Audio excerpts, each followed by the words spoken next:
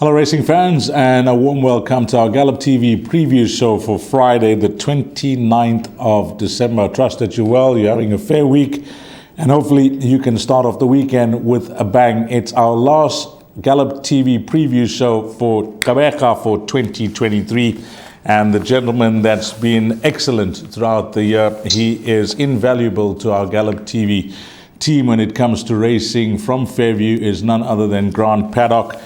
And I'd like to welcome him onto the show. It's been some time since I've worked with him, but always nice to catch up with Grant. And Grant, firstly, on behalf of the entire team at Gallop TV and myself, I'd like to thank you for your input throughout the year 2023, because you've been spot on, most of the time. So thank you very much. 100%. Dees, morning to yourself and morning to punters. Yeah, it's been a pretty good year, I must say. It wasn't too bad. We've done okay, and hopefully we have a good next year. Compliments of the season to the punters as well, and hopefully we can round it off at Fairview tomorrow. Well, let's get straight into it then, Grant. 2023, our last meeting for Gallop TV, the preview show that is, and we'll kick off in race number 1, which is at 12:25. It does kick off the bar pot. It's a maiden plate for fillies and mares. All this information is at the time of recording. I'll give you the horses in single figures, Grant. Number 1 at 11-10, 2 at 9-2, 3 at 22-10, 5 is at 6-1, and then it's double figures, the balance. There is a form update for number 4, Miss Tucker. Ran 7th, beaten 7 lengths by single file. When you have a look at this bipod, Grant, I think the majority of the field one could safely eliminate just on the lack of form. Yeah, 100%. Very, very shallow field, bar 2 horses. Exacta for the day, 1 from 3. Lady Durbanville should take her power of beating, got the draw. Stable's been a bit quiet though, but she's found the right race here, there's no doubt. Keen on Kelly, you'll probably know a lot more about her from KwaZulu-Natal. She's had quite a few opportunities to win a maiden, and last time out in a maiden handicap, only carrying 54 kilos, she ran 1.1 to the Madam Z. I don't know if that's going to be strong enough to beat Lady Durbanville. You can bank either one of them in the bipot. I'm going to be bankering Lady Durbanville. I think she'll take a power beating and should get favoured backers off on a good start. Well, some confidence coming through from Grant there with number 1. Yep, number 3, Keen on Kelly. I see they've removed the cheek pieces. The blinkers go on. Yeah, on her best form, KZN form that is, I think she will make her presence felt, but I agree with Grant. 11-10 could be spot on here with the top one, number 1, that Grant is suggesting a possible banker, and he's giving you an exacta there to play with number 3, Keen on Kelly. Let's move along to race number 2, and this is the start of the place accumulator. You'll need to get your bets on by 1 o'clock sharp. 1,200 meters, it's a maiden plate. Betting here, Grant, number 1 graduation time is at 13-10. Then we go on to number 5, Destiny's Angel at 15-10. Number 6 at 8-1. And number 7, Sea of Tears, who will debut at Fairview. That's at 33-10. So 1 and 5 here look to be the principals, Grant. Firstly, has the fixed odds betting market got this one spot on with the 2 runners at the top? Yeah, but I think they got them the wrong way around. Must be very honest with you. I think Destiny's Angel, I made it the best bets on the card. Just needed her last run to morning chess, got bobbed half a length. She was actually quite difficult to restrain in the race, and from a 2 draw, I can see her taking it up. The favourite that they got now, graduation time, absolute bookie's best friend.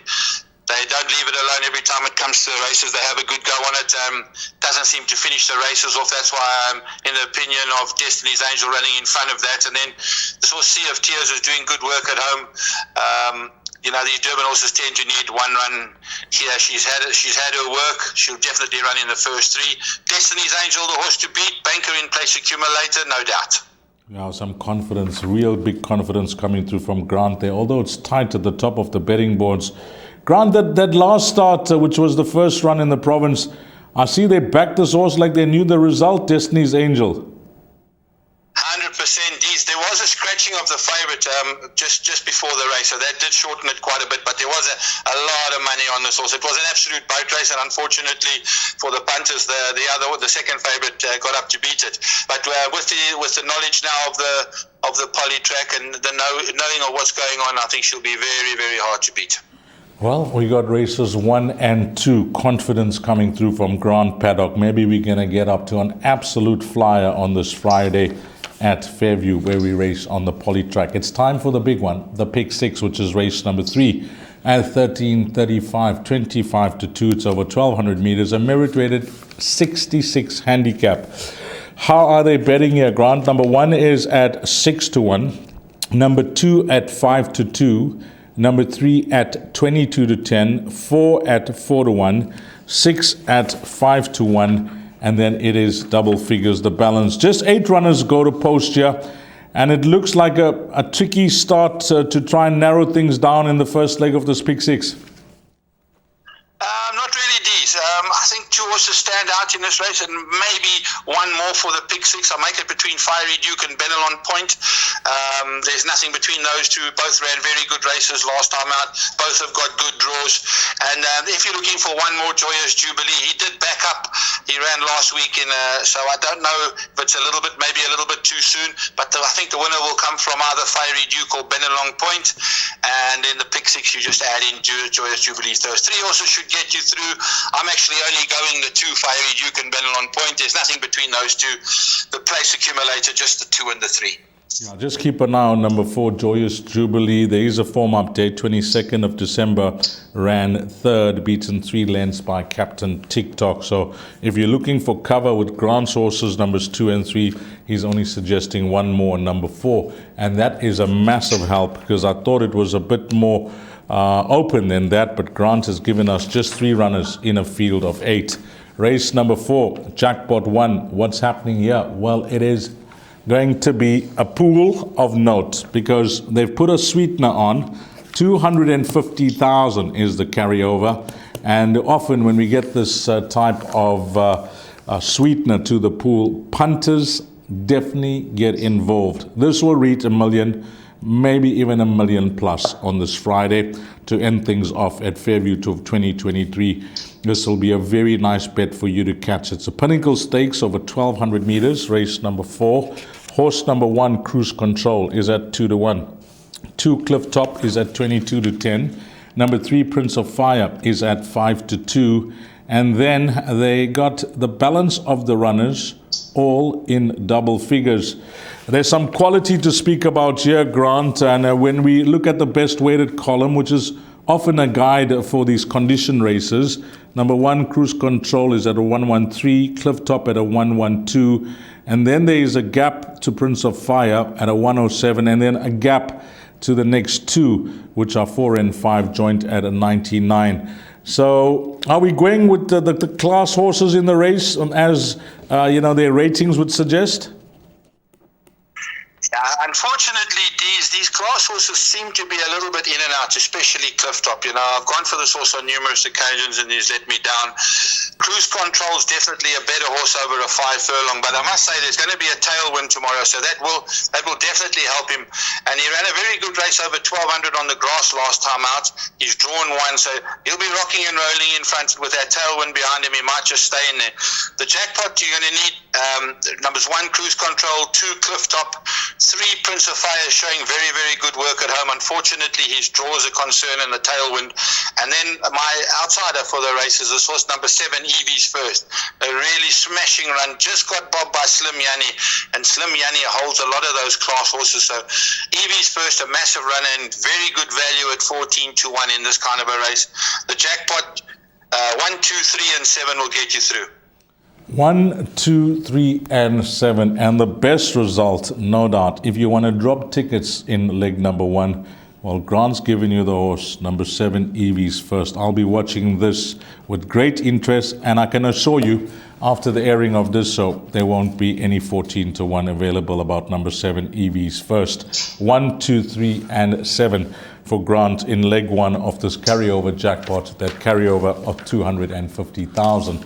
On to race number 5. It's a fillies and mares, 68 handicap. The distance is 1,200 meters. They're betting here, Grant. Number 1, Itebu Labesifazan at 33 to 10. Number 2 at 6 to 1. Number 3 at 5 to 1. Number 4 at 5 to 1. 6 at 4 to 1. We got horse number 8 at 7-1. And then it is double figures, the balance. Grant, we got a field of 10 that go to post. Only if you can narrow this down to 5 runners. Otherwise, I'm going to include the field. Unfortunately, Dee, then you'll have to include the field. I have 7 runners, a very, very tricky race. The filly number 1, Itrembele Busivizane, is coming back from a layoff. 62 kilos is not going to help her, but she's a gritty filly and doesn't know how to run a bad race. The 2 Grove Ice course and distance suited. Angel C holding form. Kilmoni Vega and Colorama from the Tara Langyard, both holding decent form. Vandalize and Mare Regina got to go in. So I had 7 horses here. D's 1, 2, 3, 4, 5, 6, and 8. But probably the field for you, my man. Yeah, it looks that way, Grant. There's a form update for horse number 4. Ran third, beaten 1.2 lengths by Meta. I thought that was a good run because Meta was debuting and made a winning debut that day. So there is a form update for that horse. But Grant, a few of these horses have been lucky for him in the past. Kebu Labesi Fazane, I know he tipped last time out. He's gone for Crew of Ice, 3 starts back that won. So there are a few lucky horses for him here. But I think the safe way is to possibly play the field, because I'm going to go with my rule, Grant. I know you've gone 7 runners, but if it's more than half the field, then why not include the field? So play as wide as your budget will allow in race number 5, unless you really like a horse or 2, and maybe you can try and narrow things down. On to the Fairview 1900, which is race number 6, and of course it is 1900 meters. The betting here, number 1 at 4-1. Then we go on to horse number 7 at 4-1, number 9 at 11-2, 10 at 7-2, and number 11 at 7-1. There are some horses that are in excellent form here, Grant. Some are dropping in the ratings, so will enhance their chances. But 11 runners, we got a horse like Global Alley that's going for 4 in a row. And other horses, as I mentioned, they make appeal if you have a look at some of their better runs. You know, one of them I'm going to single out from my side, if you ignore that last start, is a horse like Cherry Anu, number 5. Yeah, 100%. Loves the poly. He's come back from a break, Gavin. He probably won't be 100%, but he's got enough class to make sure that you have him in. This horse number 1, Gaelic Tribe, he's probably got to go in. I wasn't happy with the way he went down last time out, and he ran he ran a half-decent race to perfection, 1.5 lengths off, but he could have moved a little bit better. You need to have a look at him going down to the start. And then this horse, Peace in Our World, he's really hit solid form, a good last run. He holds Global Alley at the weights, definitely a runner. Zataro's Magic, Global Alley, and also Quasimodo doing decent work at home. Tricky kind of a race. I've gone 5 horses here, D's 5, 7, 8, 9, 10, and a slight preference to Peace in Our World. Peace in Our World is possibly the roving banker here for Grant, which is horse number 7, and that's trading at 4-1. But I think regardless of the results here, just the way they're betting, if you can try and get through with the minimum spend, you're a winner here, because you will drop tickets, whether it's a 4-1 shot winning or a 7-2. Tickets will fall here because I'm sure they'll be well spread out in that jackpot, which is the penultimate race of that carryover jackpot. Then when we're going to close things off for the jackpot, Grant, hopefully we're sitting pretty with your numbers, and we're waiting to collect. Race number 7, 1600 meters, fillies and mares 76 handicap. Number 1, Aerial View, is at 7-1. 3 upward swing. Now there's a market mover. This one opened up at 8-1. Hollywoodbets has been supported. The only horse that's been supported thus far anti-post is Upper Swing, 8-1 into 6-1. Number 5 at 33-10. Number 7 at 11-2. 6 at 11-2. 9 at 5-1. Grant, if I'm running in this jackpot and we've got the results that we wanted, especially in leg number 1 where we got our results with Eva's first, I'm going to be very nervous if I got 3 or 4 runners here. You shouldn't be nervous, D. Shouldn't be nervous. This filly, Raising Quinn, is a very, very decent horse. She won a very good race. She beat a very nice horse of Alan Creeps last time out. A top run where she ran to Luna Halo. She beat Saint Anastasia as well. Very, very good filly. I think she'll take an absolute power of beating. Obviously, the danger is definitely Opera Swing. She doesn't know how to run a bad race. Last time out, I don't know what went wrong over there, probably the 1900, but she's back over her favourite trip. Draw's not a concern. She comes from way off the pace, and there's very few horses that can finish a race off down the outside like Opera Swing. But I'm very strong on Raising Queen, and I've covered with just Opera Swing. If you want to go a little bit further, maybe Global Rush and Mary Lamb. This was Mary Lamb's having a second run after layoff, but put it in your black book. I'm telling you now, as soon as she goes a mile, she's going to be a massive runner, maybe even a touch more. But for me, I'm very, very strong on Raising Queen, and I actually think Raising Queen is worth a bet. Wow, 33-10. That changes my view on this race. Number 5, Raising Queen. I think one of those jackpots I'm going to possibly take a chance. Banker number 5, Raising Queen, and then go with Grant's numbers in numerical order. 3, 5, 6, and 9. 6 and 9 are the cover horses that he suggested for that jackpot, and that could be enough cover if Raising Queen has to miss. Then on to race number 8, closing things off, the last leg of the place accumulator, the pick 6, jackpot 2, the last pick 3, and the last double. This is over 1,600 meters, merit rated 68 handicap. Number 2 is at 7-1, 4 at 4-1, 5 at 28-10. Number 6, Path of Choice, is at 5-2. Number 8 at 8-1, and it is 10-1 and better the balance. You know, am I losing it now that I want to go for number 6, Path of Choice, the 7-year-old, to win again? Because this horse has had so much of unlucky stories to his name that I'm certain that he could have even won more than his 6 career wins to date. But of late, he's consistent, Grant. What have they done here? I see they've gone blinkers off. Yeah, he was carded to race with blinkers, so the blinkers are off. I mean, if he doesn't win, I mean, surely this is the right horse for that big quartet to close things off. We will get a big pool to close up our meeting. Is this the right roving banker number 6? Yeah, and listen, he probably is the right horse. You know, he's holding form, but he's a 7-year-old. Don't forget that he's a 7-year-old. They can lose form overnight. I really like the run of Abound, number 5. His last run to Fairy Night. Now, Fairy Night is a top horse. He's rated in the hundreds now, I think, is Fairy Night. And that was a very, very good second, 2 lengths to Fairy Night. Louis up, strong jockey, good draw. I think he's going to be the horse to beat. Charlie Malone won a good race, beating Path of Choice. There's not much between Charlie Malone and Path of Choice. You know, luck in runnings could probably going to sort that one out. One is drawn 8 and the other one's drawn at 4, I think it is. And but I still think Abound is the right horse in the race. I think they've got the right race. This is one of those races I don't see the winner coming from anything else. It's either going to be 4, 5, or 6. The quartet, you're probably going to roving banker. I would roving banker the Charlie Malone with Abound. I don't trust 7-year-olds. I must be very honest with you.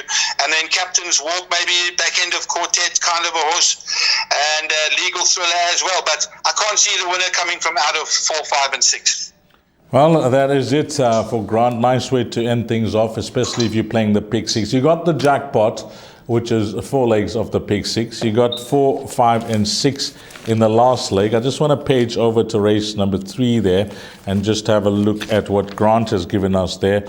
He gave us 2 and 3 there, and the cover was 4. So you could possibly start off your pick 6 with numbers 2, 3, and 4, and end off with 3 numbers 4, 5, and 6, and play Grant's jackpot, which will come up on screen now. Grant, your suggested bet, best bet, value bet is up on screen. You want to go through it, please? 100%. D is my best bet for the day. Race 2, number 5, Destiny's Angel. My value bet, race 4, number 7, Evie's First. And my suggested bet is jackpot 1, where we go first leg 1, 2, 3, 7, by 1, 2, 3, 4, 6, and 8, by 1, 5, 7, 8, 9, 10, by 3 and 5 for 288. D's. 288 rand. And then your best bet and your value bet? Best bet, race 2, number 5, Destiny's Angel, and my value bet, race 4, number 7, Evie's First. Well, that is going to be something, because that is the start of jackpot 1, which is at 250,000 rand carryover, and the value bet comes up as of 14 to one shot, which I said at the time of previewing that race will not last after Grant's paddock's comments. Grant, it's been an absolute pleasure, as I mentioned at the top of the show, having you as our analyst and our expert for racing from Gqeberha. You've been a star throughout the year 2023, and I'd like to take this opportunity to wish you, your family, and your loved ones all the best bringing in 2024.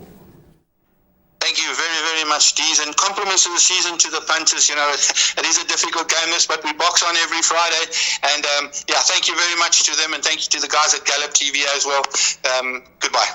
Thanks to Grant Paddock, and on behalf of the Gallop TV team, well, to you, the valued racing fan, I wish you all the best on this last race meeting from Gqeberha for 2023. Have a blast and make a profit, and hopefully it turns out to be a huge success. And until we meet again, you take care. Salani Gashle.